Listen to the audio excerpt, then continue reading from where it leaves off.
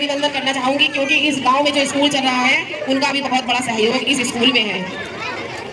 यहाँ मंच पे उपस्थित जो इस स्कूल की प्रिंसिपल हैं रेनू जी, उनकी मैं जितनी तारीफ करूं शायद है। मैं भी विद्यालयों में जाती हूँ, ऐसा विद्यालय मैंने नहीं देखा जो ये विद्यालय चल रहा है। इतना डिसिप्लिन बच्चों में, इतनी एक्टिव, जैसे प्राइवेट स्कूल में होता है वैसे ही इस प्राथमिक विद्यालय में मैंने देखा। हमारे इन नन्हे मुन्ने बच्चों ने हम सबके सामने प्रस्तुत की है, बहुत ही सराहनीय है, बहुत ही तारीफ काबिल है, क्योंकि ये छोटे छोटे बच्चे,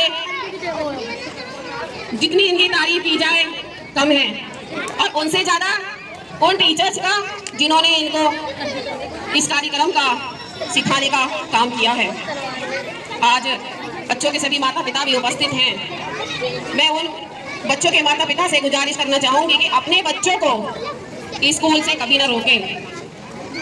सबसे पहले शिक्षा, उसके बाद दूसरा काम हमारे। और ऐसा नहीं है कि बेटों को आए और बेटियों को घर के काम में लगाएं। हमारी सरकार ने एक योजना भी चला रखी है कि बेटी बचाओ बेटी पढ़ाओ। जितना समाज में अधिकार बेटों का है उतना बेटियों का भी है। तो सभी से, जितनी यहाँ माएँ बैठी हैं, सभी से मेरा गुजारिश है कि बेटों को भी स्कूल भेजें और अपनी बेटियों को भी स्कूल भेजें। क्योंकि मैं स्कूलों का अगर विजिट करती हूँ तो वहाँ बेटियाँ कम मिलती हैं और बेटे ही ज़्यादा मिलते हैं। क्योंकि वो अगर उनसे घर से बुलाने के लिए अगर भेजा जाता है तो वो कभी किसी काम के लिए भेज दिया कि घर के काम में लगा दिया। मेरी बहनों, अगर मेरे देश की बेटी बढ़ेगी, मेरे गांव की बेटी पढ़ेगी, मेरे घर की बेटी पढ़ेगी, तभी मेरा देश विकसित भारत होगा।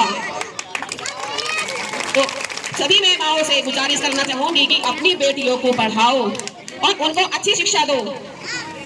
आज सबसे ज्यादा प्रस्तुति मेरी बेटियों की है। हमें गर्व होना चाहिए कि 4 दिन में हमने उनको सिखाया, आज वो मंच पे अपनी प्रस्तुति दिखा रही हैं। तो आप सोचिए कि अगर हम अपनी बच्चों को अच्छी शिक्षा, अच्छी परवरिश देंगे तो कहां से कहां मेरी बेटी इंजीनियर बनेगी, डॉक्टर बनेगी। ऐसे ऐसे सपने मेरे बच्चे देखते हैं। मेरे देश की बेटी आगे बढ़ेगी तो देश आगे बढ़ेगा, हमारे गांव का नाम रोशन होगा, हमारे परिवार का नाम रोशन होगा।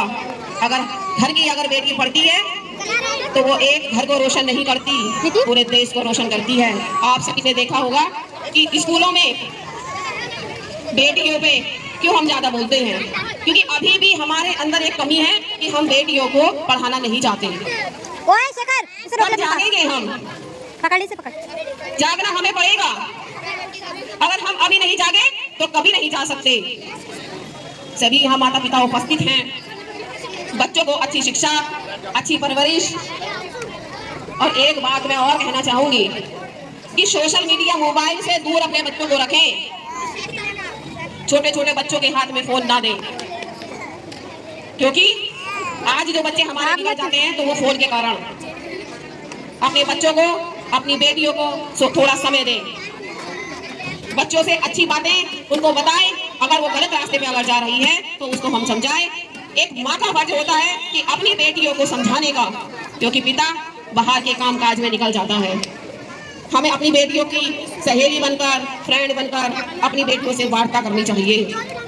क्योंकि अगर मेरी बेटी बाहर कहीं भटक भी रही है तो वो डरे नहीं, डर के उसे घर के अंदर नहीं बिठाना है। समझाओ, निडर बनाओ, इतना मजबूत बनाओ कि दुनिया से बच सके। झांसी की रानी अपनी बेटियों को बनाओ, लेकिन हमें बेटियों को अच्छी शिक्षा और अच्छी पढ़ाई हमें देनी है, तभी हमारा देश आगे बढ़ेगा और हमारा देश विकसित भारत बनेगा। आज हम गांव-गांव में जाते हैं और सभी सशक्तिकरण पे हम बात करते हैं, महिलाओं के लिए हम बात करते हैं। मैं इसलिए बात सबसे कह रही हूँ क्योंकि मैं महिला आयोग से हूँ। दिन रात महिलाओं के प्रकरण, बेटियों के प्रकरण देख रही हूँ। इसलिए अपने बच्चों पर ज़्यादा ध्यान दीजिए, फ़ोन से दूर रखिए, बच्चों को पढ़ाइए, बेटे को भी पढ़ाइए, लेकिन बेटी को भी बराबर का दर्जा दीजिए। आज सबसे अच्छा जो प्रोग्राम है, ये मेरी नौ देवी के रूप में हमारी बेटियों ने प्रस्तुति दिखाई है। हमारे समाज में